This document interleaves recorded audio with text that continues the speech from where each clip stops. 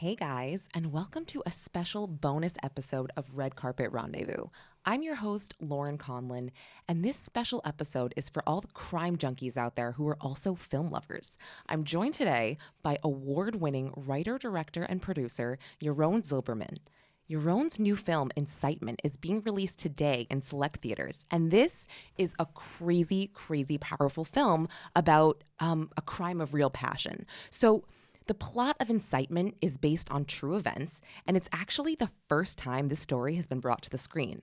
But it chronicles the very disturbing descent of a law student who became completely obsessed with murdering his country's leader, the Israeli Prime Minister Yitzhak Rabin, in 1995. And this film is actually told through the eyes of Yigal Amir, the murderer, who's currently serving his prison sentence, and he's still alive. That doesn't give anything away, but, he's still alive. So Yaron, I'm so honored to speak with you about this. Let's just start. Can you just tell me your inspiration behind creating a film like this and actually telling the story through the murderer's eyes? Yes. Thank you, Lauren, for inviting me. That's of course. So cool. I love talking to you. First of all, the inspiration, this is a national trauma. I would say it's maybe the most traumatic event in Israel history, arguably, because, there was wars, Yom Kippur War, for example. But for most of us who grew up during that period of time, that's like the most traumatic. And so both nationally and personally, because we were all for the peace process. And Yitzhak Rabin, the prime minister, was en route to do a historical peace with the Palestinian people, once and for all, to stop all that bloodshed. And but he was murdered, assassinated by an Orthodox Jew, which was even doubly shocking. Any assassination is a trauma, like JFK and Lincoln. All these assassinations of leaders are horrific and traumatic. In this case, it was also an Orthodox Jew using also religious justification. Not only, of course, there are many things that acts upon him. And so that shock led me, to want to talk about it, tell that story. And also because in our times, with attacks on democracy, the whole thing, the idea of shooting a president is trying to kill democracy, right? Because in a democratic process, we select our leaders, right? We vote for our leaders, and somebody tries to change that with a gun. So that was my sort of initial inspiration, wanting to discuss these issues. But then once I started to research, it was first apparent that we have to tell it through the eyes of the assassin. That was the first thing, because only through his eyes we can see what led him to do it, and we can learn as much out of it and be more, dramatically into the story. And I found a character that I think it's fascinating to follow. I did too. It's like when you see an example, a movie that came way, way after that we finished the movie, but Joker. Yes. We're hoping, by the way, for the same box office numbers. Of course. Fingers crossed. Exactly. So I'm just saying the idea of taking a person that goes through this journey and turning eventually into, in our case, assassin. In the Joker case, he's like a mega killer. I love that comparison, because both characters to me are incredibly fascinating, and both characters also, I feel really bad about saying this, but at the beginning, I liked him. I liked Yigal. Did you kind of do that on purpose? Like making us sort of, I didn't mind him. He's endearing almost, like the Joker. Yeah. That's what I'm saying. It's more about, almost by definition, when you follow a person and he's charismatic and he's good looking and he has this girlfriend that he courts and loves, and you see family dynamic, we are drawn, almost like prone to, like these characters. And we follow them. And the whole idea is to show that he's not, in our case, this is not a monster. It's just, a person that has a life and ideas. And in this case, he's very smart, sharp, a good student, law student. Yes. But in some circumstances, having to do with a lot of incitement, changing the narrative in society, people can, change. Right. And become an assassin. And I want to show that process with, like, how come somebody can become. Right. Someone that comes from a good family, like Yigal, like you said, he's a law student. He was engaged to a wonderful woman. Yeah. And something else about him, which I found very interesting, is I sort of, after I saw the film, I wanted to hear more about him. So I looked up his journey, his prison journey. And I found that to be extremely interesting, because he was put in solitary confinement for like 10 Yeah, years. yeah, And yeah. then his wife wanted to have a baby with him, so they fought for these conjugal visits, right? yeah, And yeah. I guess finally they got one, but it was after years of fighting. And I think he just recently came out of solitary in like 2012, Yeah. which I found crazy. So Yeah. just curious, how come you didn't choose to explore that part of his life? Just sort of, you just wanted to end it with the Yeah, assassination. That's a spoiler. It's a spoiler. Well, it's It's not, a spoiler. though, right? It's not. No, It's it like- ends in 2012, and then Yeah. it's 17 and 19. No. The decision was, again, I followed him until he becomes an assassin. Once he shoots Rabin, Yeah. the prime minister's also a 73-year-old man, which is like very respectable, Right. a hero in Israel, a war hero, a peacemaking visionary, a really grand, personality. Yeah. Once he shoots that person, for me, I have the detachment. I no longer want to follow him. Although it's Yeah. true that every story in every is fascinating, but that was for me a departure point. It's just Right. an end of that story. You didn't want to He glorify he him. killed peace. Yes. He killed peace. He kills democracy. And that point, it's like goodbye. Right. And that's sort of what I thought. Like you didn't want to glorify the Yeah, murderer, not at so to all. speak. Just and I completely understand that and I respect that. I was just thinking of just the people out there that, Sure, just would love to hear fascinating. about Yeah, how yeah, fascinating his demise was and how, he So yeah. So what I did was actually we spoke to him over the phone in jail, hundreds of hours. I was going to ask you that. Researching and Yeah. asking him about how the entire script is based on partly on these conversations. Wow. It's like on this date, on that event, why did you do? What did you say? Who did you meet? So Right. we really got into his brain, into his mind, and it also helped us, informed us in terms of the script, but also in directing the actor. Right. I think the actor, did a fantastic job. I'm biased.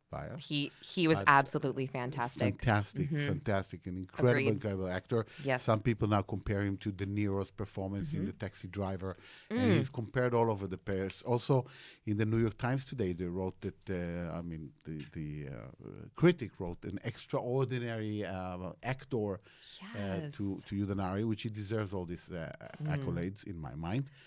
Humbly speaking, it's not me, it's him. Well, So I can he had some compliment great him. direction too. So Thank you. So the idea is how to be able to help the actor get into the mind of an assassin. That's a journey that usually a director and actor we become like a couple for a period of time in order to do this, make this transformation. When I met him, he was like a hippie.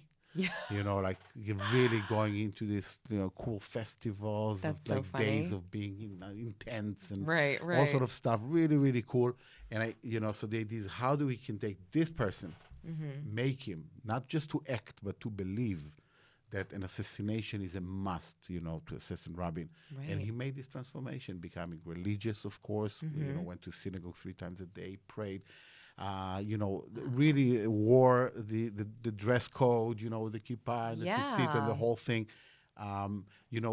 Orthodox people are not allowed to touch a woman before marriage. And a woman, not a man. Right. Even to touch. I'm talking about handshake. Wow. Not allowed. So he stopped, doing that completely. He had a girlfriend at the time. They got separated because I was it gonna didn't say. work. There was a whole Was she like, you know what? Just call me in 6 months. Yeah. yeah. So there was a whole world behind him becoming Yigal Amir.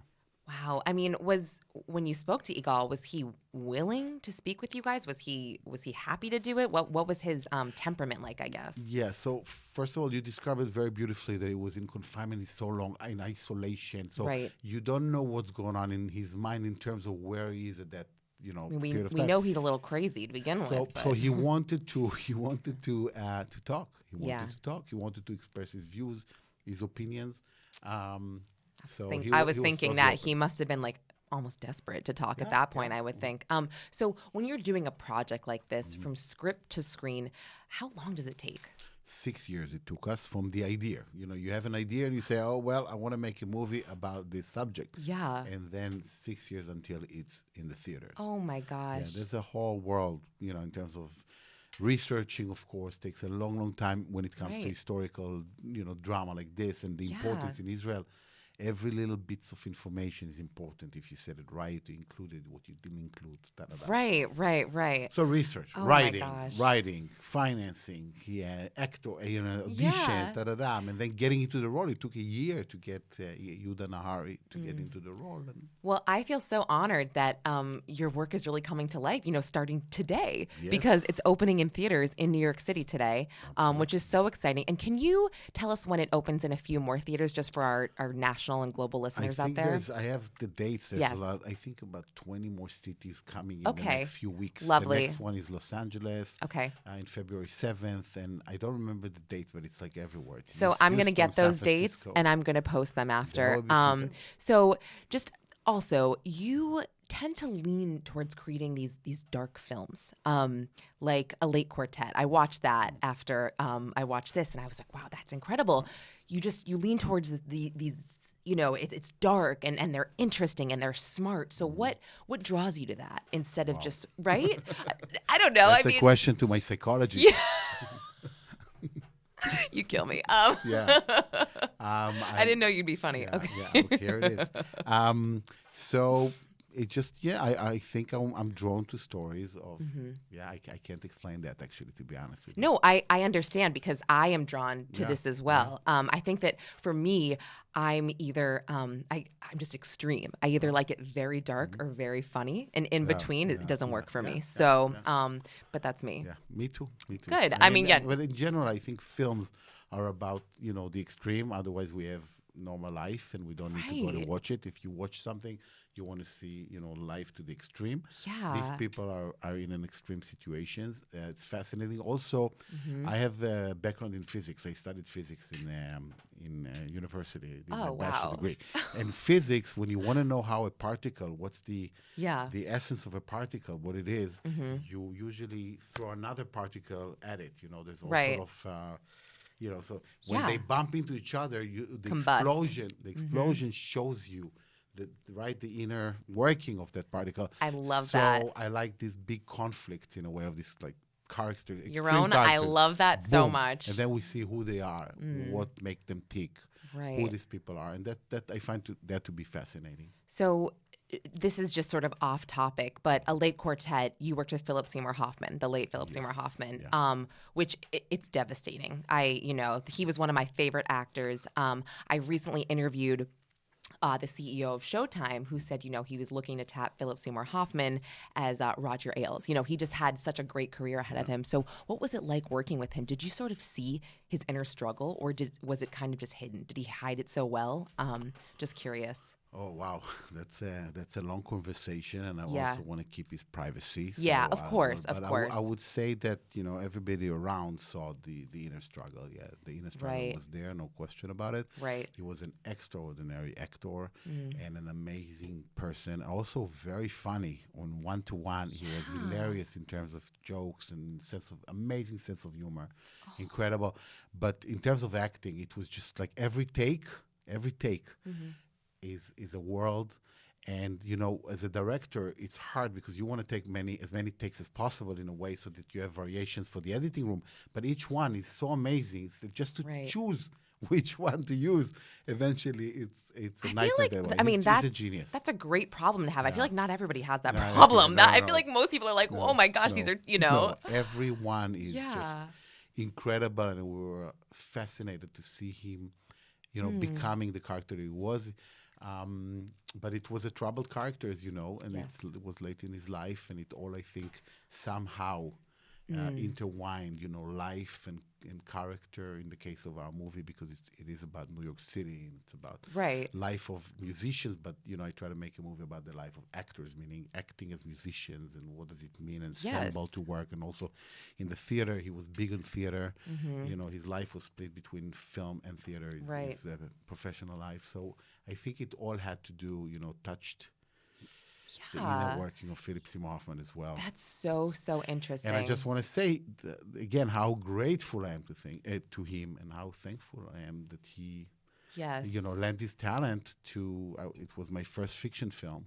Yeah. So that just shows how big-hearted he was and what a kind human being he was. That's incredible. That truly is incredible. And I would imagine that's something that, yes, you're going to carry with you for your whole entire life. Absolutely. Yeah. And he taught me so much about filmmaking and about working with actors. Thank you for sharing that. That's that really is fantastic. So just lastly, quickly, I just want to hear your Oscar picks for fun. Wow. Yes. Whoa. So and we can compare notes. Whoa. So what is your Whoa. pick for Best Picture this year? Wow. Well, there are many great movies. Let's start with that. Okay. This year, I think they're fantastic. Okay. I personally would go for 1917. No. Wait, are you serious? We want to say Marriage, right? No, definitely not. No. I actually don't say that. No, Yeah. I would actually say Parasite. Oh, wow. I okay. love Parasite is fantastic. Amazing movie. Yes. Incredible movie. Yeah. 1917 just... Tell me why. Yes. Because I like the idea that I'm going into, a relatively small story, so to speak. Like a person goes from one place. It's a journey. It's one of those like that you go again into the minds of these two people thrown into this like crazy situation, the most extreme situation that human beings can be at. Okay. And now they have to come from point one to point two in order to save, the brother, but also a battalion. Going into that war, for me personally, again, Yaron Zilberman, I just love when directors or any artist throw me into such a world in such an intense way, and going through this journey. It's my cup of tea. Let me ask I think you, it was really, really, really incredible. And the cinematic, way the cinema is being made, I mean, the filming itself. Have a lot of respect for that. The camera does, the production design. It's just like... It's one shot, basically, It's for those of you who haven't seen it. One shot. One shot. Yes. For me, from beginning to end, although, of course, it's not. Yes. But that's how it feels, and I find that to be... Did you not find it, like, sort of cliche from a war perspective? Like, oh, look at, he's balancing on something, and now he's going to fall. And you didn't find that? No, okay. Not at all. Just me, that's guys. That's okay. Not me. No. Okay. No. There were a couple of, music notes that I maybe moved, to oh, yeah? the piano thing. Interesting. Okay. But also the music was unbelievable, incredible. So I thought the music for Uncut Gems was unbelievable. Okay. I thought that soundtrack was amazing, and that was also one of my favorite movies of the year. But it's not nominated. It's not. I was disappointed. Were you? Of course. For Adam Sandler especially, I think he was. To me, he was incredible, and he was my choice for Best Actor this year. And my next choice is Antonio Banderas, and then my next choice is Heath. I mean, oh my gosh, I said Heath Ledger. That's so sad. I meant to say Joaquin Phoenix. Oh my gosh. Gosh. Yes. I think there's no question about who's going to win. You think it's him, right? There's no question. What's your second choice? Antonio forget second choice. Joaquin Phoenix. Phoenix. There's no question. Okay, Come on. done. It's once in a lifetime. It's yes. one of those performances that are historical, proportion. It's just beyond real, and I don't think anybody can do something like that. I 100% agree, and I think about him dancing on the steps, and it just makes me smile. So it's it's incredible. Well, thank you so much. This was such a pleasure, guys. Like I said, if you're in New York City, Incitement comes out today at the Landmark Theater and the Angelica Theater downtown. And I'm going to post more dates that it comes out. So everybody should, like I said, go see this, especially if you're a film lover or a crime junkie. It's a story that really hasn't been told very often.